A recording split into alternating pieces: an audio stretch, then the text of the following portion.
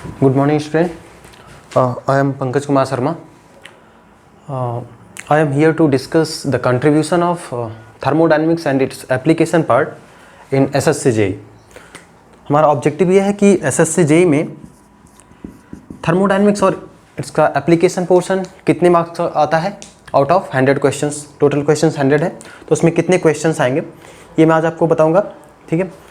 My brief introduction are as usual जो दिया हुआ है. सो अगर हम जो डाटा जो लिया गया है this is from 2016 to 2019, 4 year का डाटा है. And I have included nearly 31 papers to average है दैट इज़ ऑफ 31 पेपर्स. तो 31 पेपर का ये एवरेज है. इसमें ये आपका जो है ये थर्मोडायनेमिक्स पोर्शन का है जिसमें 2016 में 13.25% है और ये 19.5%. ठीक है. तो कंट्रीब्यूशन थर्मोडायनेमिक्स का जो बेसिक थर्मोडायनेमिक्स का है वो हमेशा ही एज यूजुअल बहुत ज़्यादा होगा. और एक्चुअली इस बेसिक थर्मोडायनेमिक्स का आपका एप्लीकेशन भी इनमें हेल्प करेगा. मतलब ये जो बाकी रिमेनिंग 4 सब्जेक्ट्स हैं जैसे इंटरनल कंबशन इंजन है, पावर प्लांट है, हीट ट्रांसफर और रेफ्रिजरेशन एंड एयर कंडीशनिंग, तो इनमें आपको बेसिक जो चाहिए वो थर्मोडायनेमिक्स से मिलेगा. बिना थर्मोडायनेमिक्स के आप ये सारे सब्जेक्ट क्लियर नहीं कर पाएंगे. तो थर्मोडायनेमिक्स यहाँ पे 13%, यहाँ पर 19.5. मेजर अगर देखा जाए तो कंट्रीब्यूशन थर्मोडायनेमिक्स का होने वाला है. आफ्टर देन हीट ट्रांसफर का हो सकता है या फिर पावर प्लांट इंजीनियरिंग का, ऐसा हो सकता है. ठीक है. तो मोस्टली हीट ट्रांसफर, पहले आप थर्मोडायनेमिक्स देखेंगे, हीट ट्रांसफर देखेंगे, पावर प्लांट देखेंगे. ठीक है.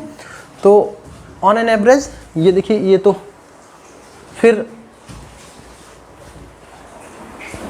This is for 2018 and 2019. 2018 में कंट्रीब्यूशन थर्मोडायनेमिक्स का अगेन इट वाज 14.25 यानी 15 क्वेश्चंस थे और यहाँ पर एज यूजुअली नियरली 10 क्वेश्चंस है ना. और ये आपका जो ये क्यूमुलेटिव है, मतलब कि 2016 से 2019 के बीच में सारे पेपर्स का एवरेज ये दिया हुआ है जिसमें थर्मोडायनेमिक्स का 14.25 यानी कि 14 क्वेश्चंस हैं आउट ऑफ 100. तो somehow there is a good weightage. और उसके बाद पावर प्लांट इंजीनियरिंग का देखेंगे तो 9 और से 10 क्वेश्चंस आउट ऑफ 100. ठीक है. आईसी इंजन का देयर कैन बी 5 to 6, 5 से 6 क्वेश्चंस हो सकते हैं. ठीक है. रेफ्रिजरेशन का कभी आ भी सकता है, कभी नहीं. हार्डली 2 क्वेश्चंस और मैक्सिमम 4-5 क्वेश्चंस हो सकते हैं. ठीक है. अगर आप एक बात और है, जो हीट ट्रांसफर का है वेरिएशन, ये इसका वेरिएशन बहुत ज़्यादा होता है. कभी कभी ये वेरिएशन 7 to 8 क्वेश्चन का भी हो सकता है, कभी कभी 3 to 4 क्वेश्चन का भी हो सकता है, कभी 2 to 3 क्वेश्चन का भी हो सकता है. तो हीट ट्रांसफर हम लोग अलग से कवर करेंगे. इसको पूरा बेसिक सारे जो भी हैं वो मैं आपको सिलेबस बताऊंगा और कैसे कैसे कवर करना है, ये सारी चीज़ें मैं कवर करवाऊंगा. तो हीट ट्रांसफर तो हम पूरा अच्छे से करेंगे, है ना, पूरा सारे एप्लीकेशन पूरा पार्ट. तो हीट ट्रांसफर का कंट्रीब्यूशन भी काफ़ी अच्छा है. ओवरऑल देखा जाए अगर इन परसेंटेज को ऐड करें तो ये नियरली है 39 आउट ऑफ 100. ठीक है. तो 39 क्वेश्चन कोई ज़रूरी नहीं मिल जाए, but as per my expectation आपको मिनिमम 35 क्वेश्चन मिलना है और एट मैक्स 40 क्वेश्चंस, इतना तो मिलना ही मिलना है आउट ऑफ 100. ठीक है. सो ये कंट्रीब्यूशन आपका, यानी कि ये सब्जेक्ट रियली बहुत इंपॉर्टेंट है अगर आप एसएससी जेईई वगैरह में पार्टिसिपेट करना चाहते हैं या फिर और अदर एग्जाम में, like ISRO exam is there, NPCIL, any lot of exams are there. So आपको अगर अच्छा परफॉर्म करना है इन टेक्निकल सेक्शंस तो आपको थर्मोडायनेमिक्स और एप्लीकेशन पोर्शन क्लियर होना चाहिए. मैंने कुछ क्वेश्चन सेलेक्ट किए हैं. ये क्वेश्चंस इस नाते नहीं है कि मैं आपको नॉलेज दूं, बेसिकली ऐसा है कि कैसे क्वेश्चंस आते हैं, आ सकते हैं और किस तरह से आपको प्रिपरेशन करना है. यानी कि आपको ऑप्शंस नहीं देखने हैं, मतलब एमएसक्यू टाइप की तरह, मल्टीपल सेलेक्टिव क्वेश्चंस की तरह, यानी कि केवल आपको ऑप्शंस पढ़ने हैं और देखने कि क्या और कंडीशंस हो सकते हैं, क्या और क्वेश्चंस पूछे जा सकते हैं. मैंने ये क्वेश्चन लिया है कि work transfer between the system and the surrounding. ठीक है. Work transfer between system and the surrounding is a point function. ठीक है. इज अ पॉइंट फंक्शन पहला ऑप्शन है. तो देख लेते वर्क क्या है. वर्क ट्रांसफर अगर हम देखें, वर्क ट्रांसफर पॉइंट फंक्शन होने का क्या मतलब होता है कि अगर ये प्रॉपर्टी डायग्राम है, से पीवी डायग्राम है ना, तो यहां पर हम 2 स्टेट पॉइंट्स लेंगे और किसी भी स्टेट को, यानी कि this is equation of state, pressure volume temperature is equal to 0. This equation is known as equation of state. हमें इसमें से 2 प्रॉपर्टीज चाहिए. लाइक हमारे पास है, यहां पर देख लीजिए, प्रेशर हो गया P1, इसका वॉल्यूम हो गया V1. यहाँ पर वॉल्यूम हो गया V2 और प्रेशर हो गया P2। ध्यान रखना है जो प्रेशर है यहाँ पर, of course we are considering in absolute pressure, absolute scales, तो जो प्रेशर है वो एब्सोल्यूट प्रेशर ही है, गेज प्रेशर नहीं है, ठीक है। तो हम क्या करते हैं कि दो, जैसे अगर कह रहा है कि इट इज पॉइंट फंक्शन, मतलब ही पाथ का इंडिपेंडेंट होगा, यानी कि कोई भी पाथ अगर आप फॉलो करेंगे तो प्रॉपर्टीज, मतलब जो भी आउटकम निकल रहा है वो चेंज नहीं होना चाहिए, जैसे तभी वो प्रॉपर्टी कहलाएगा। जैसे 1 से 2 अगर जा रहे हैं हम किसी एक अनदर पाथ ए को फॉलो करते हुए, और बाकी 1 से 2 जा रहे हैं किसी दूसरे पाथ बी को फॉलो करते हुए, तो मैं 1A2 एक पाथ हमारा ये है, दूसरा 1B2 ये पाथ है, ठीक है। तो अगर दोनों साथ चाहे ए से जाएं चाहे बी से जाएं और हमारा जो आउटकम निकल रहा है, यानी कि जो वर्क आउटपुट निकल रहा है वो हमारा सेम रहा, तो यानी कि जो वर्क है वो पॉइंट फंक्शन होगा। लेकिन यहां पर देखिए 1A2 का एरिया, जो पीवी डायग्राम का एरिया होगा, जब हम इसको वॉल्यूम एक्सिस पे प्रोजेक्ट करेंगे, ठीक है, तो ये वाला एरिया होने वाला है W1A2, यानी कि ब्लैक शेडेड पोर्शन, ठीक है। लेकिन जब, यानी कि ये हो गया W1A2, ये ब्लैक वाला शेडेड पोर्शन हो गया। अगर हम W1B2 के देखें, W1B2 ये वाला देखेंगे, तो ये वाला पूरा का पूरा एरिया होने वाला है। ऑफ कोर्स जो रेड शेडेड एरिया है, रेड कलर का, ये एरिया ज्यादा है, इसका मतलब दिस वाला portion, this W1B2 is more, यानी कि वर्क जो होगा बाया पाथ 1B2 ये ज्यादा होगा as compare to by path 1A2। Simply means अगर आप पाथ चेंज करते हैं तो वर्क आउटपुट चेंज होगा। इसका मतलब क्या हुआ कि वर्क एक पॉइंट फंक्शन तो हो ही नहीं सकता, ठीक है, वर्क एक पॉइंट फंक्शन हो ही नहीं सकता। अच्छा, और कौन से पॉइंट फंक्शन होंगे? लाइक इंटरनल एनर्जी है, ठीक है, एंट्रोपी है, ठीक है, ये सारे हमारे क्या हैं? पॉइंट फंक्शंस है, यानी कि ये प्रॉपर्टीज है, ठीक है। और बाकी properties we have pressure, volume and temperatures, ठीक है। तो ये ऑप्शंस तो गलत है। फिर कह रहा है it is always given by integration of PDV, ठीक है। तो ये हमारे लिए इंपॉर्टेंट है कि वर्ड कह रहा है it is always given by integration of PDV, ये हो नहीं सकता। क्यों? क्योंकि ये तो डिपेंड करेगा कि सिस्टम पे, कि हमारा इंटीग्रेशन ऑफ पीडीवी लिखेंगे या इंटीग्रेशन ऑफ माइनस वीडीपी लिखेंगे। जैसे हमारे पास अगर क्लोज सिस्टम है, क्लोज सिस्टम है and here there is open system, OS I am writing, तो इंटीग्रेशन ऑफ पीडीवी होता है किसके लिए? This is the work, reversible work, this is integration of PDV, और ओपन में माइनस वीडीपी। इसको लिखने के लिए क्या क्या कंडीशन होने चाहिए? पहला थिंग, सिस्टम हमारा क्लोज सिस्टम होना चाहिए, okay. Then the process must be reversible और it must be quasi static, ठीक है। रिवर्सिबल, क्वासी स्टैटिक, इस सब पे अलग लेक्चर्स मैं लूंगा आपको। तो रिवर्सिबल या फिर क्वासी स्टैटिक। अच्छा, सब्सटेंस की अगर बात करें कि क्या सब्सटेंस पे, किस किस सब्सटेंस पे इस इक्वेशन को लगा सकते हैं, तो हम इसको गैस पे भी लगा सकते हैं, सॉलिड पे लगा सकते हैं एंड लिक्विड पे भी लगा सकते हैं, ठीक है। यानी कि इनकम्प्रेसिबल सब्सटेंस पर भी इस इक्वेशंस को लगाया जा सकता है। हाँ, ये क्वेश्चन हो सकता है कि सर अगर इनकम्प्रेसिबल सब्सटेंस है तो वॉल्यूम में चेंजेस जीरो होगा and ultimately PDV work will always be zero. Of course it is, definitely work output हमें जीरो होने वाला है अगर इनकम्प्रेसिबल सब्सटेंस हुआ।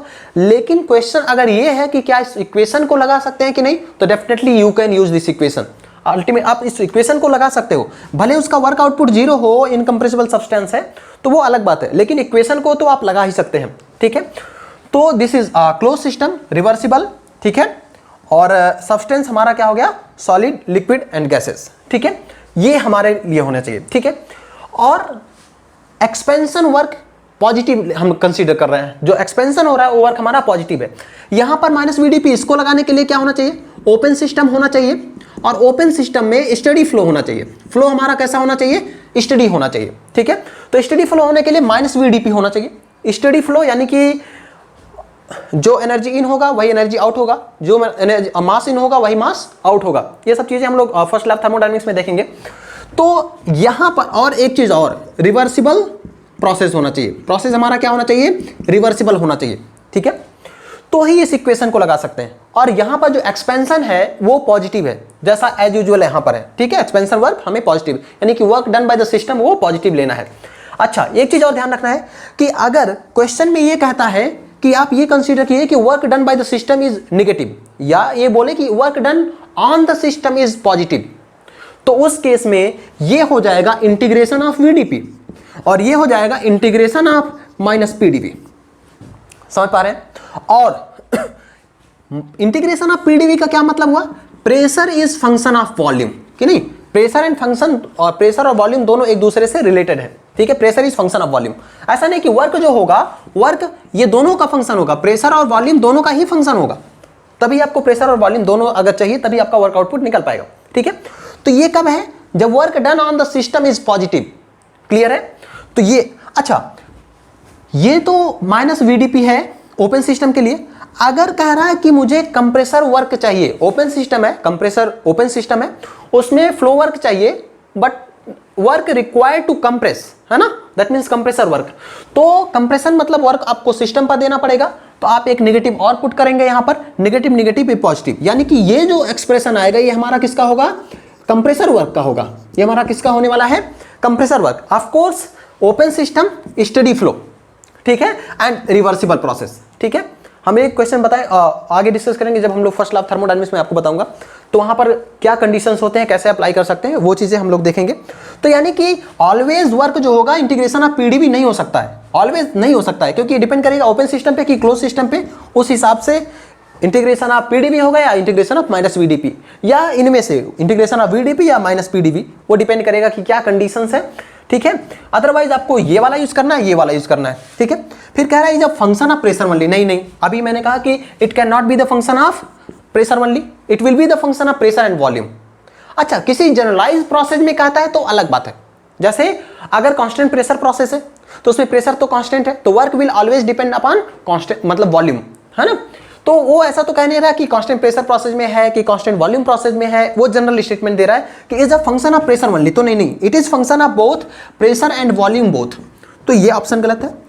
थर्ड है depends on the path followed by the system. बिल्कुल, अभी हम लोगों ने देखा था कि हमने दो पाथ 1A2 एंड 1B2 दो पाथ हमने अलग अलग लिया था, उसमें वर्क आउटपुट जो आ रहा था इट वाज कंप्लीटली डिफरेंट। दोनों पाथ में हमारा वर्क आउटपुट सेम नहीं था, इस नाते हम ये कह सकते हैं कि पाथ हमारा ये पाथ पर डिपेंड करेगा। अच्छा, दूसरी चीज जो और इंपॉर्टेंट चीजें हैं, वर्क हमारा कैसा है? इट इज एग्जैक्ट और इनएग्जैक्ट?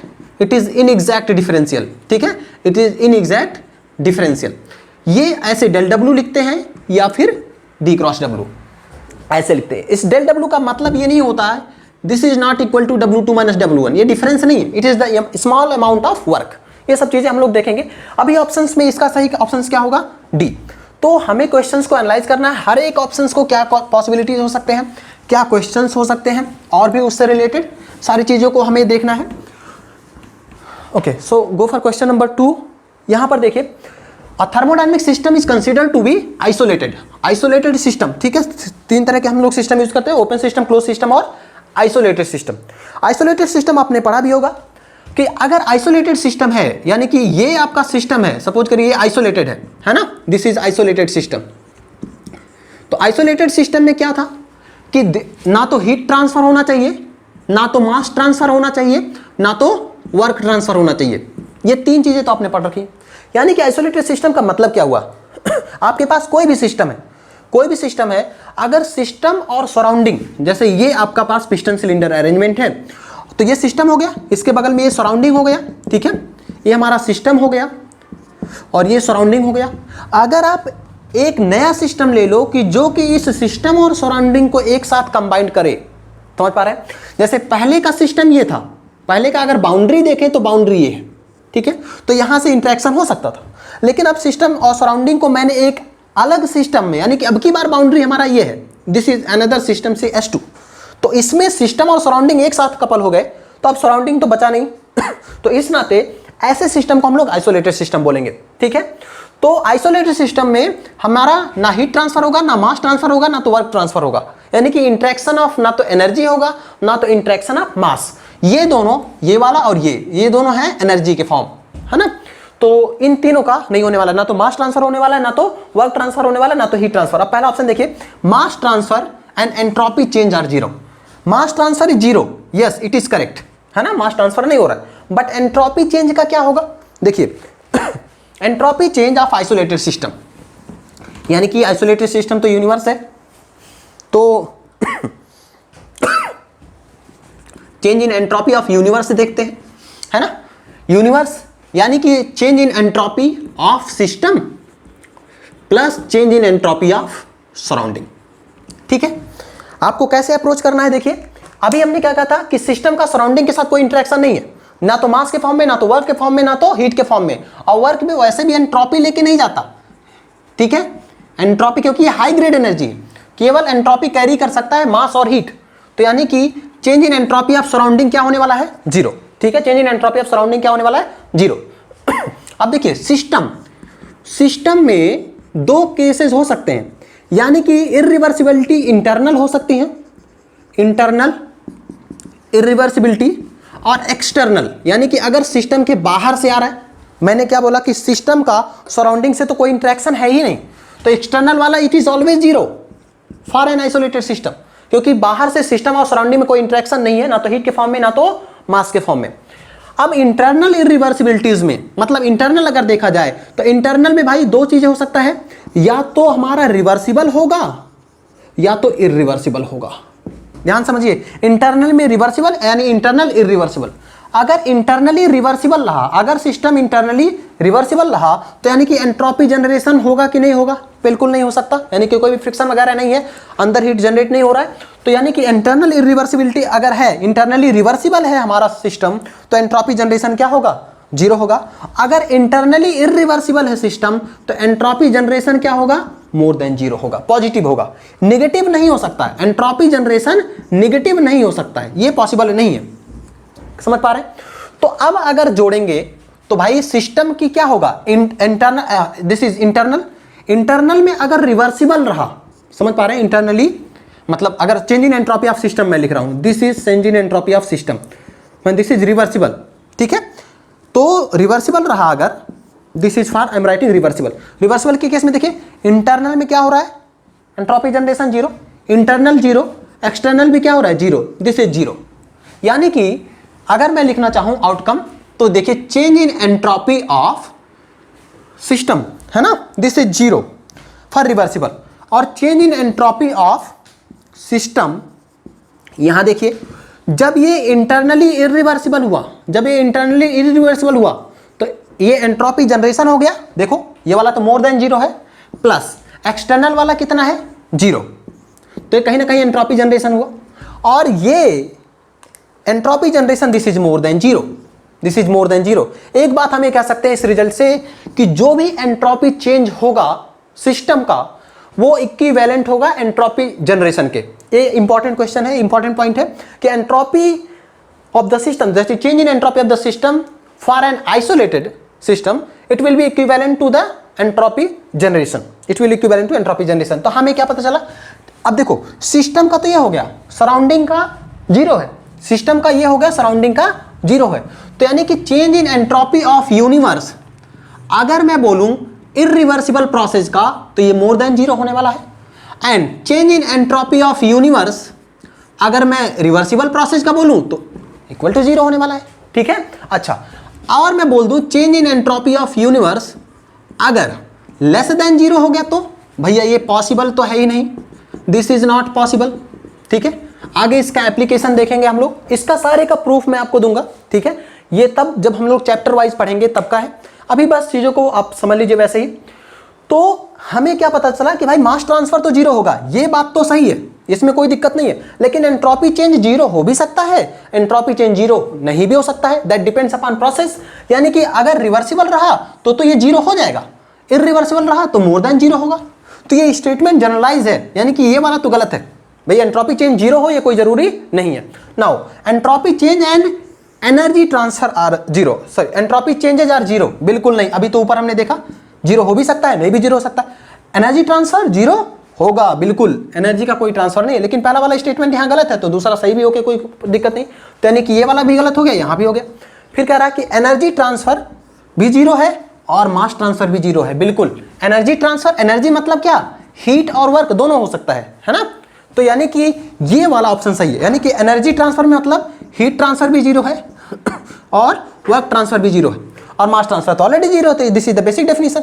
फिर मास ट्रांसफर हो रहा है, नहीं नहीं बिल्कुल नहीं, तो ऑप्शन इसमें कौन सा करेक्ट होगा, ऑप्शन सी। ठीक है, तो आप हर एक ऑप्शंस को जाइए और देखिए कि किस तरह से क्या हो सकता है, क्या पॉसिबिलिटीज है। तो ये हमारा इसका जो करेक्ट ऑप्शन होगा that will be option number C. ठीक है, तो हमें किसी भी प्रोसेस को पॉसिबल होने के लिए change in entropy of universe अगर निकालें, ठीक है, तो मोर देन 0 हो सकता है या less equal to 0, less than 0 नहीं हो सकता। अच्छा देखो, ये वैलिड है इरिवर्सिबल के लिए, ये वैलिड है रिवर्सिबल के लिए। थर्मोडायनेमिक्स में किसी भी इक्वेशन को लिखने से पहले आपको कंडीशंस पता होने चाहिए कि वो इक्वेशंस किस कंडीशंस में अप्लाई कर सकते हैं। जैसे अगर मैं इस इक्वेशन को कंबाइंड कर दूं, यूनिवर्स है ना इज लेस देन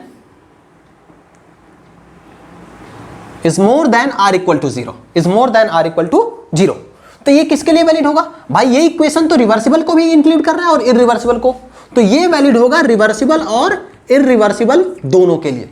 अच्छा, ये वाला इक्वेशन किसके लिए वैलिड होगा? केवल और केवल इरिवर्सिबल के लिए। ये वाला किसके लिए वैलिड होगा? केवल और केवल रिवर्सिबल के लिए। लेकिन ये वाला इक्वेशन किसके लिए वैलिड होगा? दोनों रिवर्सिबल और इरिवर्सिबल प्रोसेस दोनों के लिए वैलिड होगा। ठीक है, okay, so move to the next question. ये क्वेश्चन बहुत सिंपल सा क्वेश्चन है, मैंने अभी आपको समझाया भी है पूरा डिटेल में फर्स्ट लॉ ऑफ थर्मोडायनेमिक्स का मतलब क्या वर्क होगा। कह रहा which one of the following expression express the reversible work. समझ रहे वर्क, क्योंकि ये इक्वेशन लगाने के लिए रिवर्सिबल होना है प्रोसेस। हमने बताया था कि कोई भी इक्वेशन लगाने के लिए इंटीग्रेशन ऑफ पीडीवी है माइनस वीडीपी, इसके लिए क्या होगा? इंटीग्रेशन ऑफ पीडीवी है तो क्लोज सिस्टम होना चाहिए, रिवर्सिबल होना चाहिए और या क्वासी स्टैटिक है ना, रिवर्सिबल या फिर क्वासी स्टैटिक। और क्या होना चाहिए? सब्सटेंस कुछ भी हो सकता है, सॉलिड लिक्विड गैस कुछ भी हो सकता है। तो अब देखा जाए which one of the following express the reversible work done by the system. अब ये नहीं कह रहा है कि done by the system positive है कि नेगेटिव है कि क्या है, तो आपको जनरल साइन कन्वेंशन लेके चलना है कि work done by system is positive. ठीक है, between state 1 and 2, between state 1 and 2। अब ये तो इसने नहीं कहा कि भाई ये ओपन सिस्टम है कि क्लोज सिस्टम, तो एक बार कंफ्यूजन हो सकता है। लेकिन एक वर्ड दिया हुआ देखिए, स्टडी फ्लो है ना, स्टडी फ्लो का मतलब ओपन सिस्टम है और ओपन में हमारा कौन सा है? स्टडी फ्लो, स्टडी सिस्टम है। एक अनस्टडी हो सकता है और स्टडी सिस्टम है, ठीक है। तो इसका क्या होगा? माइनस वीडीपी ले या प्लस वीडीपी, ये कंफ्यूजन हो सकता है। लेकिन यहां पर उन्होंने ये नहीं कहा कि work done by the system आपको नेगेटिव लेना है, तो आपका साइन कन्वेंशन यूजुअल लेंगे, यानी कि work done by the system positive, तो ये वाला आपका ऑप्शन होगा। अच्छा, work done by the system अगर नेगेटिव बोलता है तो क्या होगा? ये वाला होगा। यानी कि कंप्रेसर वर्क अगर पूछ रहा है जनरल साइन कन्वेंशन में, जहां पे work done by the system positive होता है, उसमें कंप्रेसर वर्क क्या होगा? ये इंटीग्रेशन ऑफ वीडीपी, क्योंकि माइनस और एक लगेगा, क्योंकि कंप्रेसर पे वर्क हम इनपुट दे रहे हैं, तो माइनस वीडीपी। दिस इज, ये हमारा किसका है? Compressor work. ये हमारा स्टडी फ्लो वर्क, ये हमारा स्टडी फ्लो वर्क। और कैसा डिवाइस होना चाहिए? वर्क प्रोड्यूसिंग डिवाइस होना, जिससे टरबाइन हमारा वर्क प्रोड्यूसिंग डिवाइस। अच्छा, पंप का वर्क बोले तो ये इक्वेशन पंप के लिए भी तो वैलिड है, क्योंकि वो भी तो हमारा वर्क इनपुट डिवाइस है। ठीक है, तो इसका ऑप्शन कौन सा है? करेक्ट ऑप्शन, करेक्ट ऑप्शन आपका बी होगा। ठीक है, बात करते हैं ए कब होगा? जब सिस्टम क्लोज दिया हो, जब सिस्टम हमारा क्या हो? क्लोज हो, यानी कि मास इंटरेक्शन नहीं हो रहा होगा, वर्क एनर्जी का इंटरेक्शन हो सकता है। और ये कब होगा?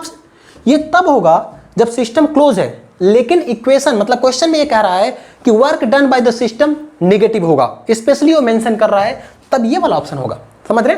तो यानी कि इसमें कौन सा ऑप्शन सही है? Option B, option B. ठीक है, इसका मैंने एक्सप्लेनेशन आपको दे भी दिया है। नाउ ये क्वेश्चन बहुत इंपॉर्टेंट है ना। इसको अभी हमने जो एक इक्वेशन डिराइव किया था change in entropy of universe, उससे रिलेट करके देखेंगे। उन्होंने कहा कि एक इन्वेंटर है, उन्होंने कहा कि they have developed a new engine. एक इन्होंने इंजन, और वो इंजन हीट इंजन है एक्चुअली, कोई भी एक हीट इंजन है, ये देखिए। ठीक है, कह रहा है कि रिजेक्ट्स 40% ऑफ हीट, जो भी हीट एब्जॉर्ब किया है उसका 40% हीट, यानी कि यहां पर हीट सप्लाई हो रहा है, यहां पर हीट क्या हो रहा है? रिजेक्ट हो रहा है। ये आपका TH है और ये आपका TL है। ठीक है, कह रहा है 40% हीट रिजेक्ट हो रहा है, 40%। यानी कि अगर मैं बोल दूं कि ये एब्जॉर्ब 1 किलो जूल ले रहा है, आपकी मर्जी है, आप 100 किलो जूल लो, 1 किलो जूल, मैं सिंप्लिसिटी के लिए 1 ले लेता हूं, तो 40% रिजेक्ट होगा, यानी कि 0.4 किलो जूल रिजेक्ट होगा। ठीक है, तो वर्क कितना मिलेगा? वर्क जो आपका इस इंजन का होगा, heat supply minus heat rejection, that is 1 minus 0.4, this is 0.6 kilo joule. ठीक है, ये तो बहुत इजी है, यहां तक तो कोई दिक्कत नहीं है। फिर कह रहा है कि source and sink temperatures are 327 and 27 degree Celsius. तो 327 का केल्विन में कितना होगा? 600 केल्विन, और 27 का कितना होगा? 300 केल्विन, यही ना। तो यानी कि TH की वैल्यू ये आपका हो गया 600 केल्विन और TL की वैल्यू हो गया 300 केल्विन। अब ये कह रहा है कि भाई ये बता दो कि जो इक्वेशन जो हमने नया इंजन बनाया है ये किसके इक्विवेलेंट है, क्या ये रिवर्सिबल है, क्या ये इरिवर्सिबल है, ठीक है। अच्छा, अभी एक इक्वेशन मैंने ड्राइव किया है, वो इक्वेशन हम लोगों ने देखा था कि change in entropy of universe more than 0 हुआ तो ये क्या होना चाहिए, इरिवर्सिबल होना चाहिए। क्या होना चाहिए, इरिवर्सिबल होना चाहिए। इक्वल टू 0 होगा तो क्या होगा, रिवर्सिबल होगा, एंड लेस देन 0 होगा तो इम्पॉसिबल होगा। ये भी तो हमने डिराइव किया था, ठीक है। तो इसको भी हम यूज करेंगे, इसको इससे भी इस क्वेश्चन को सॉल्व करेंगे। और उससे पहले देख लीजिए कार्नोट प्रिंसिपल क्या कहता है। एज पर कार्नोट प्रिंसिपल अगर दो इंजन, एक रिवर्सिबल है और दूसरा क्या है, इरिवर्सिबल है, और दोनों का टेम्परेचर लिमिट सेम है, तो जो एफिशिएंसी होगी, समझ रहे हैं, जो एफिशिएंसी होगी इरिवर्सिबल इंजन की, it will be less then efficiency of reversible engine. Temperature जो, जैसे एक हमारा रिवर्सिबल इंजन है, एक इसी के बीच इरिवर्सिबल लगा दो, तो जो एफिशिएंसी होगी वो इरिवर्सिबल इंजन की कम होगी एज कंपेयर टू, ठीक है। अच्छा, अगर इरिवर्सिबल इंजन की एफिशिएंसी रिवर्सिबल के बराबर हो गया तो मतलब जो इंजन आप कह रहे हो इरिवर्सिबल, ये इंजन इरिवर्सिबल नहीं है, ये इंजन एक्चुअली क्या है, रिवर्सिबल है, ठीक है। और अगर ऐसा आ गया मोर देन, इसका मतलब वो झूठ बोल रहा है, इरिवर्सिबल इंजन की एफिशिएंसी ज्यादा हो जाए रिवर्सिबल की, तो ये गलत बोल रहा है। तो यानी एक तरीका तो ये भी है कि अगर मैं रिवर्सिबल इंजन की एफिशिएंसी निकाल लूं और इरिवर्सिबल इंजन की एफिशिएंसी निकाल लूं तो दोनों को कंपेयर करके मैं बता सकता हूं कि क्या वो इंजन एक्चुअली एग्जिस्ट करता है कि नहीं करता है, ठीक है। तो हम पहले इस अप्रोच को देखेंगे, फिर इस अप्रोच को देखेंगे, और भी कई तरीके हैं, क्लासेस इनइक्वालिटी वगैरह, वहां से हम लोग देखते हैं, ठीक है। चलिए तो मैं इसको इरेज कर दे रहा हूं, जगह चाहिए मुझे। अभी हम लोग देख लेते हैं।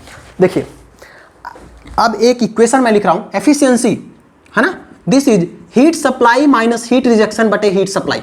ध्यान रखना, this is valid for reversible and irreversible both, ठीक है। लेकिन अगर हीट सप्लाई की वैल्यू का है mc इंटू TH, mc क्या है, दिस इज हीट कैपेसिटी, समझ पा रहे हैं, दिस इज हीट कैपेसिटी। एक क्वेश्चन यही बन जाएगा कि जो सोर्स है उसका हीट कैपेसिटी कितना होगा, ठीक है, या इसका स्पेसिफिक हीट कितना होगा। ये सारी चीजें जब मैं सेकंड लॉ ऑफ थर्मोडायनामिक्स बताऊंगा तब आपको बताऊंगा कि इसका स्पेसिफिक हीट कितना होगा, या आइसोथर्मल प्रोसेस का स्पेसिफिक हीट कितना होगा, ठीक है, या हीट कैपेसिटी कितना होगा, ये सारी चीजें हम लोग बताएंगे आपको। लेकिन this is valid for a reversible only.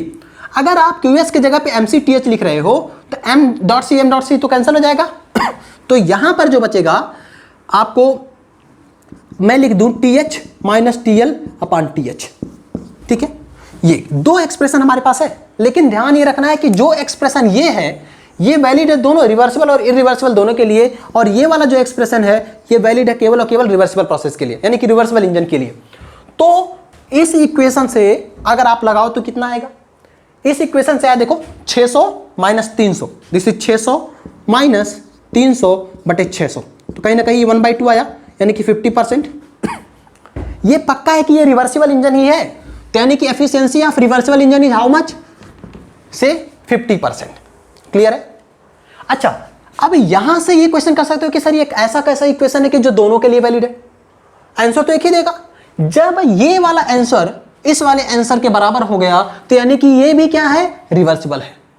अगर इसका आंसर इससे कम आ रहा है तो यानी कि ये इरिवर्सिबल है। तो ऑब्वियस सी बात है कि इक्वेशन दोनों के लिए वैलिड हुआ, ठीक है। आप यहां पर देख लीजिए, हीट सप्लाई कितना है 1, हीट रिजेक्शन कितना है 0.4, यानी कि वर्क डन बटे हीट सप्लाई भी तो लिख सकते हैं, वर्क डन बटे हीट सप्लाई, वर्क डन कितना है 0.6 किलो जूल, हीट सप्लाई कितना है 1। इसको परसेंटेज में देखा जाए तो 60% आ जा रहा है, तो यानी कि ये कितना हो गया 60%। तो ये तो पॉसिबल हो ही नहीं सकता। जो इंजन इन्होंने बनाया है वो कह रहे हैं कि उसकी एफिशिएंसी जो है वो 60% है, और रिवर्सिबल इंजन की मैक्सिमम एफिशिएंसी कितनी हो सकती है 50%, और ये कह रहे हैं कि 60% है, तो ये तो पॉसिबल है नहीं कि किसी भी एज पर कार्नोट थ्योरम अगर टेम्परेचर लिमिट सेम है तो जो इरिवर्सिबल इंजन होंगे उनकी एफिशिएंसी कभी भी रिवर्सिबल इंजन से ज्यादा नहीं हो सकती। हाँ, बराबर हो सकती है, तो जो इरिवर्सिबल इंजन होगा वो रिवर्सिबल हो जाएगा और कम होगा तो इरिवर्सिबल हो जाएगा। यानी कि क्या हुआ, इनके हिसाब से जो इन्होंने इंजन डेवलप किया उसकी एफिशिएंसी रिवर्सिबल इंजन से भी ज्यादा हो गई, जो कि प्रैक्टिकली पॉसिबल है ही नहीं। तो यानी कि ये क्या होना चाहिए, इसका करेक्ट ऑप्शन होना चाहिए this engine is impossible, this is impossible, ये हो ही नहीं सकता, ठीक है। तो यहां से एक चीज क्लियर हो गया। हम देखते हैं दूसरा तरीका, ये तो पहला तरीका हो गया, ठीक है, इसमें थोड़ा सा टाइम लग सकता है ना, आप इसकी एफिशिएंसी निकालो, इसकी एफिशिएंसी, और भी तरीके हैं बहुत छोटे छोटे, 2-2 लाइन, एक लाइन के, पहले आप उसके कॉन्सेप्ट को समझिए। दूसरा जो इक्वेशन हम क्लासियस इनइक्वालिटी लेते हैं, ठीक है, क्लासियस इनइक्वालिटी, इसका प्रूफ वगैरह मैं अलग लेक्चर में दूंगा आपको, प्रूफ वगैरह कैसे है क्या है सारी चीजें दिया जाएगा, अभी बस इनको देख लीजिए। Cyclic integral of delta Q by T should be less than or equal to 0. This equation is valid for reversible and irreversible both, and this is first one. Second one is this is valid for cyclic process only, cyclic only, है ना, process के लिए valid नहीं है, जो भी चीज हमारा साइकिल पे ऑपरेट करेगा, जैसे यहां से हीट रिजेक्शन हो रहा है, ये प्रोसेस है आइसोथर्मल हीट रिजेक्शन, ये कैसा, क्योंकि इसका टेम्परेचर चेंज हो रहा है क्या, नहीं, तो यानी कि हीट रिजेक्शन हो रहा है वो आइसोथर्मल हीट रिजेक्शन है सोर्स का, यहां पर आइसोथर्मल हीट यहां पर एब्जॉर्ब कर रहा है टीएल पे, ठीक है, तो इसका टेम्परेचर चेंज नहीं हो रहा है, लेकिन ये तो प्रोसेस हुआ ना, ये भी प्रोसेस पे ऑपरेट कर रहा है, ये भी प्रोसेस पे ऑपरेट कर रहा है, केवल इंजन एक ऐसा चीज है जो कि साइकिल पे ऑपरेट कर रहा है, ठीक है। तो क्या हम इसके लिए cyclic integral of delta Q बटे टी क्या सोर्स के लिए लगा सकते हैं, बिल्कुल नहीं। क्या सिंक के लिए लगा सकते हैं, बिल्कुल नहीं, केवल इंजन के लिए लगाया जा सकता है। अब इसके इनहेरेंट फीचर्स को देखिए, अगर ये लेस देन 0 हुआ, इक्वल टू 0 हुआ या ग्रेटर देन 0, क्या cyclic integral of delta Q बटे T, cyclic integral of delta Q बटे T, cyclic integral of delta Q बटे टी, मैं इसको लिख दे रहा हूं, ठीक है। अगर ये लेस देन 0 हुआ तो ये इररिवर्सिबल है, इक्वल टू 0 है तो क्या हुआ, रिवर्सिबल है, मोर देन 0 हुआ तो क्या हुआ, इम्पॉसिबल है। इसका प्रूफ मैं आपको दूंगा, यहां पे जरूरत नहीं है, हम इसमें देख लेते हैं, हमें एग्जैक्टली क्लियर पता चल जाएगा। इंजन के लिए लगा रहे हो, इंजन के लिए लगा रहे हो, देखो फ्री बॉडी मतलब ऐसे इंजन का बना लो, हीट सप्लाई आ रहा है कितने का, 1 किलो जूल का, रिजेक्ट हो रहा है। So as per Clausius inequality हमें 3 कंडीशंस मिले थे, this is valid for both reversible और इरिवर्सिबल, ठीक है। लेस देन 0 हुआ तो क्या था, इरिवर्सिबल प्रोसेस, इक्वल टू 0 हुआ तो क्या था, रिवर्सिबल, है ना। यानी कि जो इंजन है, एक्चुअली इंजन की बात कर रहा है, साइक्लिक प्रोसेस की बात कर रहा है, ये तो प्रोसेस पे ऑपरेट कर रहा था ना, सोर्स और सिंक आइसोथर्मल पे, तो यानी कि हमें जो क्लासियस इनइक्वालिटी लगाना है, क्योंकि ये तो सोर्स आइसोथर्मल हीट रिजेक्शन कर रहा है, यहां पर आइसोथर्मल हीट एब्जॉर्प्शन हो रहा है, क्योंकि इसका टेम्परेचर चेंज नहीं हो रहा सोर्स और सिंक का, तो यानी कि ये प्रोसेस है, ये साइक्लिक नहीं है, तो साइक्लिक केवल इंजन है। तो जो क्लासियस इनइक्वालिटी ना तो सोर्स के लिए लग सकता है ना तो सिंक के लिए लग सकता है, केवल लगा सकते हैं इस इंजन के लिए, ठीक है। तो साइक्लिक इंटीग्रल लगा देते हैं इस इंजन के लिए, देख लीजिए कैसा होगा, cyclic integral of delta Q बटे टी, इसकी वैल्यू जो होगा, देखिए सिस्टम पर हीट ऐड हो रहा है, सिस्टम क्या है आपका, इंजन सिस्टम पे ऐड हो रहा है तो ये पॉजिटिव होगा, और हीट रिजेक्ट हो रहा है तो ये क्या होने वाला है, नेगेटिव, ठीक है। तो देख लेते हैं हीट सप्लाई कितना होगा 1 किलो जूल बटे कितने टेम्परेचर पे, 600। ध्यान ये रखना है कि ये हमेशा किस में होना चाहिए, केल्विन, और डेल्टा क्यू की वैल्यू क्या हो सकता है, पॉजिटिव भी हो सकता है, नेगेटिव भी हो सकता है, 0 भी हो सकता है। 0 कब होगा, जब एडियाबैटिक होगा, there will not be any heat transfer, तो अगर हीट ट्रांसफर नहीं हो रहा है तो डेल्टा क्यू बटे टी वैसे भी 0 हो जाना है, ठीक है। तो और पॉजिटिव और नेगेटिव जान ही रहे हैं, एज पर साइन कन्वेंशन हमारा होना है, तो 1/600 फिर माइनस होगा, माइनस क्यों, कि रिजेक्ट हो रहा है 0.4 किलो जूल और कितने टेम्परेचर पे, 300। अगर इसको सॉल्व करेंगे, you will get 0.003 or whatever the value, you can easily solve it, this one will be more than 0, अगर आप कैलकुलेट करेंगे this one will be more than 0। तो अगर ये पॉजिटिव वैल्यू आ रहा है, पॉजिटिव वैल्यू क्या हो सकता है, यहां पे देखिए तीनों केसेस में पॉजिटिव है, मतलब ये कैसा है साइकिल, इम्पॉसिबल साइकिल है। तो हमें क्या मिला कि जो इंजन बनाया है, उन्होंने जो क्लेम किया है वो हमारा कैसा इंजन है, इम्पॉसिबल है। फिर हम लोगों ने एक तो ये तरीका हो गया, फिर एक चीज और हमने देखा था, change in entropy of universe, जो इससे पहले बहुत पहले ही मैंने आपको बता दिया था change in entropy of universe का कॉन्सेप्ट। तो change in entropy of universe देख लो भाई, change in entropy of universe मैंने लिखा था, अगर इक्वल टू 0 हुआ तो ये रिवर्सिबल होगा, मोर देन 0 हो गया तो इररिवर्सिबल होगा, और लेस देन 0 हो गया तो क्या होना है, इम्पॉसिबल होना है। लेस देन 0 हो गया तो क्या होना है, इम्पॉसिबल होना है। तो अब कैलकुलेट कर लो, तो change in entropy of universe, change in entropy of universe अगर कहीं ना कहीं कैलकुलेट करना चाहते हैं तो change in entropy of system होगा plus change in entropy of surrounding होगा, ठीक है। सिस्टम अगर ये है तो सिस्टम का सराउंडिंग से इंटरेक्शन किसके फॉर्म में हो रहा है, वर्क के फॉर्म में, और वर्क हमारा एक हाई ग्रेड एनर्जी है। If work is a high grade energy it will not carry any entropy, हाँ, तो बाहर एंट्रोपी मतलब सिस्टम से सराउंडिंग में कोई एंट्रोपी का ट्रांसफर हो रहा है, बिल्कुल नहीं। तो यानी कि सराउंडिंग का जो एंट्रोपी चेंज होने वाला है वो क्या होने वाला है भाई, 0। तो सिस्टम का देख लो, तो सिस्टम में हमारा क्या है, एक सोर्स है, दिस इज डेल्टा एस, किसका, सोर्स का, प्लस चेंज इन एंट्रोपी किसका, सिंक का। और ये जो है एक तो साइक्लिक प्रोसेस है, तो cyclic integral of any property is 0, ठीक है। जब हम लोग इंटेंसिव एक्सटेंसिव प्रॉपर्टीज पढ़ेंगे वहां पे मैं बताऊंगा, ठीक है। तो दो चीजें हमारी ये हो गई, सोर्स हो गया और सिंक हो गया। तो अब सिस्टम हमारा क्या है, अब सिस्टम है भाई केवल ये एक सिस्टम, डेल्टा S1 बोले तो ये है, डेल्टा S2 बोला जाए तो ये है कि नहीं। तो डेल्टा S1 को लिखा दो, यानी कि सोर्स को लिखो, हीट ट्रांसफर हो रहा है सिस्टम से बाहर की तरफ, तो माइनस लिखूंगा, -1 किलो जूल कितने टेम्परेचर पे, 600 टेम्परेचर पे, प्लस देखो कितना हीट रिजेक्ट हो रहा है, 0.4। एक्चुअली ये इसका रिजेक्शन, तो इसके लिए तो नेगेटिव होगा, लेकिन इसके लिए क्या होगा, पॉजिटिव। तो प्लस 0.4 कितने टेम्परेचर पे, 300। और अगर ये कैलकुलेट करोगे तो obviously it will be less than 0। ये कैलकुलेट करोगे it will be less than 0। अगर ये लेस देन 0 है तो अगेन इट इज कैसा साइकिल है, it is an impossible cycle. Clear है, ये हमारा कैसा साइकिल है, impossible cycle. And what else, there was one more way, fourth, this is third way. Fourth अगर हम देखें तो हमने क्या कहा था भाई, एंट्रोपी जनरेशन 0 होगा रिवर्सिबल में, एंट्रोपी जनरेशन क्या होगा, मोर देन 0 होगा इरिवर्सिबल में, एंट्रोपी जनरेशन लेस देन 0 होगा किसमें, इम्पॉसिबल में। ये बोला था, ठीक है। और मैंने एक भी बोला था कि अगर सिस्टम का सराउंडिंग से इंटरेक्शन नहीं हो रहा है, मतलब मैं एक आइसोलेटेड सिस्टम की तरह उसको कंसीडर कर लूं, पूरे को सिस्टम सराउंडिंग को एक करके, तो जो एंट्रोपी जनरेशन होगा वो क्या होगा, will be equivalent to the change in entropy of the system. और change in entropy of the system तो हम निकाल ही चुके हैं, देखो यही तो change in entropy of system है, ये वाला सोर्स सिंक दोनों मिला के, ठीक है। तो ये वैल्यू तो नेगेटिव आ रहा है, लेस देन 0 आ रहा है। तो क्या मैं ये नहीं कह सकता कि जो एंट्रोपी सिस्टम का हुआ है यही एंट्रोपी जनरेशन है, बिल्कुल कह सकता हूं, क्योंकि मैंने क्या किया, सिस्टम और सराउंडिंग पूरे को एक में ले लिया, तो आइसोलेटेड सिस्टम की तरह ट्रीट हो जाएगा, ठीक है। तो एंट्रोपी जनरेशन भी क्या होगा, change in entropy of system के बराबर होगा। ये मैंने हम लोगों ने इससे पहले भी मैंने आपको बताया है। और ये वैल्यू क्या था, लेस देन 0 आया, तो आप नहीं कह सकते कि एंट्रोपी जनरेशन वही है जो change in entropy of the system है, और वो आया क्या है, लेस देन 0। तो यानी कि लेस देन 0, ये देखो again it is an impossible cycle. तो आपको एक क्वेश्चन लेना है, आप उसमें डिफरेंट अप्रोच को लेकर चलना है कि कैसे आप उसको अप्रोच कर सकते हैं, क्या कर सकते हैं, सो दैट आपके पास कॉन्फिडेंस होना चाहिए कि कौन सा क्वेश्चन क्या हो रहा है, क्या नहीं हो रहा है, क्या सही एग्जैक्टली हो रहा है कि नहीं हो रहा है। आप एक क्वेश्चन को लो, उसको जितने तरीके से सॉल्व कर सकते हो। So I have last question, this one is the last question, ठीक है, due to lack of time. यहां पर देख लीजिए, सिंपल सा क्वेश्चन है, इंपॉर्टेंट क्वेश्चन है, सिविल सर्विसेज का क्वेश्चन है, लेकिन हाँ जेई वगैरह के लिए बहुत इंपॉर्टेंट है, ऐसे क्वेश्चन आ सकते हैं। कह रहा है ideal gas contained in a rigid container. अगर कोई रिजिड टैंक है, ये देखिए पिस्टन सिलेंडर है, रिजिड टैंक होने का मतलब क्या हुआ, यहां पर स्टॉपर लगा होगा, ऑफ कोर्स नीचे भी स्टॉपर लगेगा, बिना नीचे स्टॉपर, क्योंकि ऐसा हो सकता है हीट रिजेक्ट करो और ये नीचे आए तो कांस्टेंट प्रेशर प्रोसेस हो जाएगा, समझ रहे हो। तो हमें पिस्टन को रोके रखना है, ये कांस्टेंट वॉल्यूम प्रोसेस है, और हीट रिजेक्ट करोगे, हीट क्या हो रहा है, रिजेक्ट हो रहा है, यानी कि नेगेटिव। तो T2 क्या T1 से कम होगा, देखो कह रहा है heat the rigid tank is being cooled so that T2 is less then T1।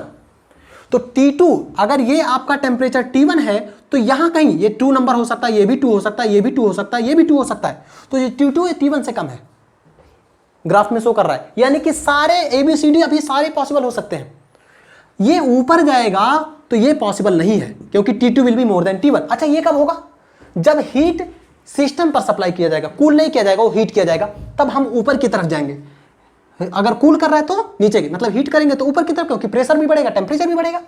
अब देखिए P1 V1 बटे T1 बराबर P2 V2 बटे T2, ठीक है। अब देखो प्रेशर भी जो है P2 हमारा लेस होगा P1, क्योंकि देखो ना यहाँ से V1 V2 बराबर हो गया T2, समझ पा रहे हैं, जो P1 बटे T1 होगा ये P2 बटे T2 होगा। अरे भाई जब T2 कम हो रहा है तो P2 भी कम होगा, तभी तो इन दोनों का रेशियो क्या होना है, बराबर होना है।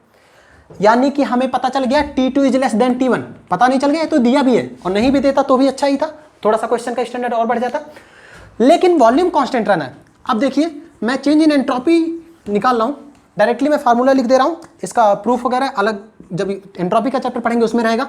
Change in entropy of the system that is equal to CV ln T2 by T1 plus R ln V2 बटे V1। अरे यार V2 V1 बराबर है तो V2 बटे V1 1 हो जाएगा और 1 का ln 0 हो जाएगा। अब T2 लेस देन T1 है ना, तो T2 बटे T1 क्या होगा, लेस देन 1 होगा, है ना। तो यानी T2 बटे T1 लेस देन होगा, ln ऑफ लेस देन 1 क्या होगा, of course it will B negative. तो कहीं ना कहीं चेंज इन एंट्रोपी क्या होगा, CV तो पॉजिटिव है, दिस इज पॉजिटिव क्वांटिटी, लेकिन ln T2 बटे T1 क्या है भाई, ये negative quantity, positive into negative क्या होने वाला है, नेगेटिव। तो यानी कि जो S2 माइनस S1 होगा, चेंज इन एंट्रोपी नेगेटिव होने का मतलब क्या हुआ, S2 minus S1 is less than 0, यानी S2 is less then S1। तो अब देखो अगर ये S1 है, ऐसे कहीं ना कहीं होगा, देखो यहां पर, ठीक है, ये आपका S1 है, दिस इज S1, और इसका S2 यहां है, यहां पर होगा। अगर ये प्रोसेस सील हो गए तो S2 यहां होगा, D के लिए S2 यहां होगा। तो यहां पर तो सारे केस में एंट्रोपी बढ़ रहा है ना, तो ये पॉसिबल तो है ही नहीं, बिल्कुल पॉसिबल नहीं, क्योंकि S2 लेस देन 1 होना चाहिए, मतलब S1 से कम होना चाहिए, तो only the possible process is A, ठीक है। So this is the way you should approach in thermodynamics, है ना। हम सारे लेक्चर्स को मैं अवेलेबल कराऊंगा आपको, बेसिकली स्पेशली एंट्रोपी जो कि सबसे ज़्यादा कंफ्यूजिंग टॉपिक है, तो उसको भी मैं डील करूंगा। तब तक के लिए आप इनको करिए, और if there is any doubt you can ask it to me directly. Okay, thank you.